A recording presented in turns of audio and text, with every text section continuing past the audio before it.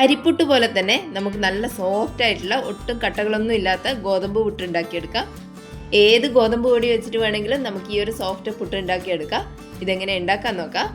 ആദ്യം തന്നെ ഒരു കടായി ഒന്ന് ചൂടായിട്ട് വരുമ്പോൾ അതിൻ്റെ അകത്തേക്ക് 1 കപ്പ് ഗോതമ്പ് പൊടി ഇട്ട് കൊടുക്കാം. ഇനി ഇതൊന്ന് വറുത്തെടുക്കാം. ഒരു ലോ ടു മീഡിയം ഫ്ലെയിമിൽ വെച്ചിട്ട് വേണം വറുത്തെടുക്കാൻ വേണ്ടിയിട്ട്. ഒരു 3-4 മിനിറ്റ് മതിയാവും ഇതൊന്ന് വറുത്തെടുക്കാൻ വേണ്ടിയിട്ട്. ഇതിൻ്റെ നല്ലൊരു സ്മെല്ലെല്ലാം വരുന്ന സമയത്ത് നമുക്ക് ഫ്ലെയിം ഓഫ് ചെയ്യാം. ഇതുപോലെ നന്നായിട്ട് വറുത്തെടുത്തതിന് ശേഷം വേറൊരു പാത്രത്തിലേക്ക് മാറ്റി കൊടുക്കാം. ഇനി ഇതിൻ്റെ ചൂടെല്ലാം ഒന്ന് കുറഞ്ഞു വന്നു കഴിഞ്ഞാൽ ഇതിൻ്റെ അകത്തേക്ക് ഒരു 1/4 ടീസ്പൂൺ ഉപ്പിട്ട് കൊടുക്കാം. ഉപ്പ് ഗോതമ്പ് പൊടിൻ്റെ എല്ലാ ഭാഗത്തും ആകുന്നവരെ ഇതുപോലെ കൈകൊണ്ടൊന്ന് മിക്സ് ചെയ്ത് കൊടുക്കാം.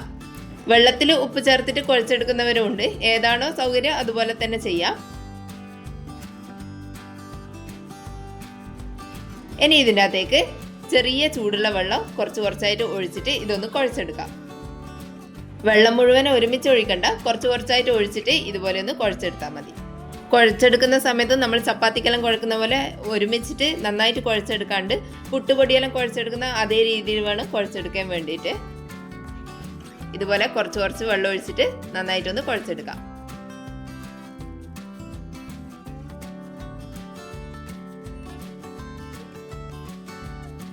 ഇതുപോലെ കയ്യിൽ വെച്ചിട്ടൊന്ന് പ്രസ് ചെയ്ത് കഴിഞ്ഞാൽ ഇതുപോലെ കിട്ടുകയും വേണം. ഉടച്ചെടുക്കുന്ന സമയത്ത് ഇതുപോലെ പൊടിയായിട്ട് ഇരിക്കുകയും വേണം. ഇതുപോലെ വേണം കുഴച്ചെടുക്കാൻ വേണ്ടിയിട്ട്. ഇനി നമ്മൾ കുഴച്ചെടുത്തിട്ടുള്ള പൊടി ഒരു മിക്സിൻ്റെ ജാറിലേക്ക് ഇട്ട് കൊടുക്കാം. മുഴുവനായിട്ട് ഇട്ട് കൊടുത്തതിന് ശേഷം കുറച്ച് നനക്കാത്ത ഗോതമ്പ് പൊടി കൂടി ഇതിൻ്റെ മേലെ ഇട്ട് കൊടുക്കാം. ഇനി ഇതൊന്ന് പൊടിച്ചെടുക്കാം. ഇതുപോലെ 2-3 പ്രാവശ്യം ബാക്കോട്ട് കറക്കിയിട്ട് വേണം പൊടിച്ചെടുക്കാൻ വേണ്ടിയിട്ട്. നമ്മൾ അരക്കുന്ന പോലെ പൊടിച്ചെടുക്കരുത്. ഇതിപ്പോൾ നന്നായിട്ട് പൊടിച്ചെടുത്തിട്ടുണ്ട്.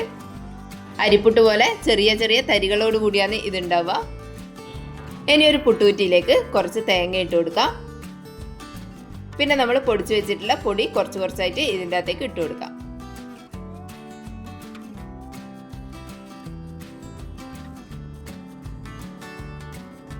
സാധാരണ നമ്മൾ പുട്ട് ചെയ്തെടുക്കുന്ന പോലെ തന്നെ ലെയർ ആയിട്ട് ഇട്ട് കൊടുക്കാം.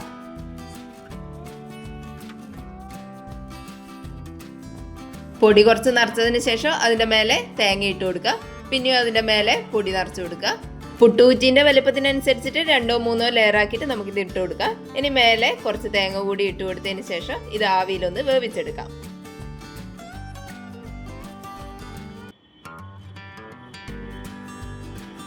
ഒരു 6-7 മിനിറ്റ് നേരം വേവിച്ചെടുത്താൽ മതിയാവും. അതിനുശേഷം പുട്ട് വേറൊരു പാത്രത്തിലേക്ക് മാറ്റി കൊടുക്കാം. നല്ല സോഫ്റ്റ് ആയിട്ടുള്ള ഒട്ടും കട്ടകളൊന്നും ഇല്ലാത്ത ഗോതമ്പ് പുട്ട് ഇതുപോലെ ചെയ്തെടുക്കാം. ഗോതമ്പ് പുട്ട് കഴിക്കാത്തവർക്ക് പോലും ഇതുപോലെ ഉണ്ടാക്കിയാൽ ഇഷ്ടപ്പെടും. എന്തായാലും ഒന്ന് ഉണ്ടാക്കി നോക്കണേ. വീഡിയോ കണ്ടിട്ട് ഇഷ്ടപ്പെട്ടിട്ടുണ്ടെങ്കിൽ ഒന്ന് ലൈക്ക് ചെയ്ത് സബ്സ്ക്രൈബ് ചെയ്യണേ. താങ്ക്